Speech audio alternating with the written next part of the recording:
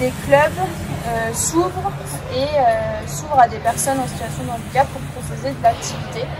À l'origine, donc nous on avait été contactés par le CDB déjà, qui souhaite développer le volet assis ou en tout cas accueillir des personnes pour pratiquer le volet en situation de handicap. Et l'objectif c'est d'en faire plusieurs aussi. Chaumont, avec le club qu'on a, c'est intéressant quand même de développer une section pour les personnes en situation de handicap. On s'adresse surtout là aux institutions, des foyers de vie, des CME, enfin voilà, il y a plusieurs institutions qui sont là. Moi ce que je trouve intéressant avec le volet assis, c'est que c'est ouvert à toutes sortes de handicaps, que ce soit moteur ou déficience intellectuelle, et que tout le monde reste au même niveau puisque ça joue assis au sol. Une personne debout ou une personne paraplégique, au final ils vont se retrouver à jouer dans la même situation. Oui, il n'y aura pas d'inégalité. Non, c'est ça.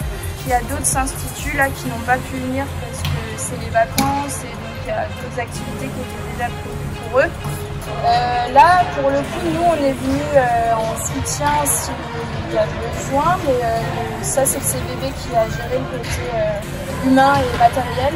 Nous, on fonctionne généralement, on attend que ce soit le club qui ait la volonté de s'ouvrir aux personnes en situation de handicap, et quand on a un club qui a cette volonté, après on essaye de faire en sorte que ça puisse se faire, mais c'est d'abord une initiative des clubs.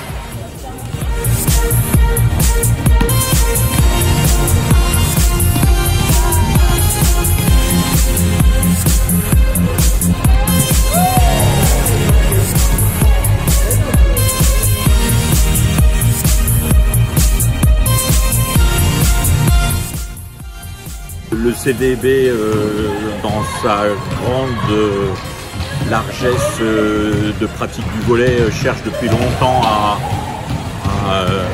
prendre le sujet handicap et de manière plus large le volet assis, parce que dans les objectifs qu'on avait fixés au sein du club, l'idée c'était quand même du volet assis, parce qu'on retrouve un aspect assez sympathique et agréable, c'est qu'il mêle du valide et du non valide, et que contrairement à d'autres sports, l'investissement n'est pas plus, on va dire, contraignant que ça, puisque nous n'avons pas besoin de, comme on le voit derrière, de chaises ou de fauteuils roulants pour pratiquer.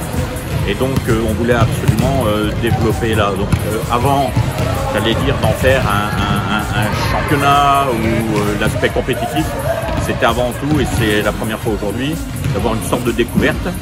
Et comme nous avions eu une action il y a peu avec le handisport, bien entendu, naturellement, nous avions souhaité se rapprocher d'eux pour voir ce qui était faisable de manière conjointe et en toute synergie.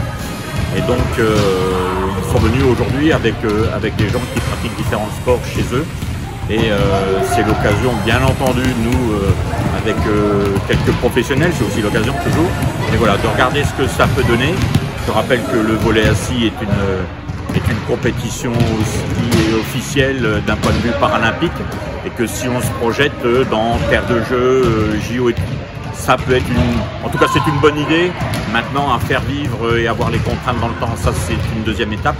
Mais aujourd'hui, voilà, c'est l'occasion, depuis le temps qu'on le souhaite au sein du club, d'en faire une première phase découverte, initiation, et la triptyque est réunie avec des valides et non valides aujourd'hui, et les pros pour joindre l'utile à l'agréable, si je puis dire.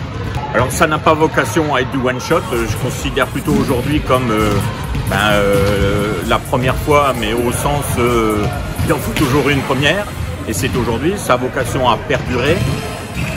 Notre problématique sera surtout la fréquence, puisque si on doit passer certains paliers, il faut des entraîneurs diplômés, et que chez nous ça demandera une habilitation supplémentaire. Donc on va dire que je préfère le voir comme des étapes plutôt fonctionnelles, c'est-à-dire la découverte, un début de pratique, la compétition étant vraiment quelque chose d'éloigné, et le côté paralympique, si je puis dire, encore plus éloigné. Mais tout ce qui est le lieu commun de tout ça, c'est d'avoir cette branche, j'allais dire, de sport handicap et de permettre à tout le monde de pratiquer le volley d'une façon ou d'une autre.